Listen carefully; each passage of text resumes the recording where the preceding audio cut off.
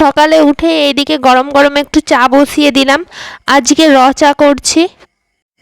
সব টিউশনের ছেলেগুলো পড়তেও চলে আসছে, আদা দিয়ে চাটা বসিয়ে দিলাম। আর দেখছিলাম মিষ্টি হয়েছে নাকি, একটু চিনি লাগবে, তাই পরিমাণ মতো আর একটু অল্প করে চিনি দিয়ে দিলাম। আর সাথে একটু বিন নুনও দিয়ে দিলাম। চায়েতে একটু বিন নুন বা নুন দিলে বেশ খেতেও ভালো লাগে, একটু নুন নুন হয়। আর সাথে বিস্কুট নিয়ে নিলাম ক্রিম কেকারের। এই বিস্কুটগুলো আমার ভীষণই পছন্দের, আর খেতেও বেশ মচমচে হয়, চায়ের সাথে ভালোও লাগে। আগের দিন ছোলা ভিজিয়ে রেখেছিলাম, সেইগুলো আজকে অঙ্কুর বেরিয়ে গেছে, পরে সময় মতো খেয়ে নেব। এদিকে টিউশনের ছেলেগুলো পড়তেও চলে আসছে, পড়িয়ে উঠে একটু ছাতু নিয়ে নিয়েছিলাম, ছোলার ছাতু। আর ওইদিকে রান্নাবান্নাও বসে গিয়েছিল। আজকে রান্নাবান্না সব নিরামিষের ওপর দিয়ে হয়েছিল।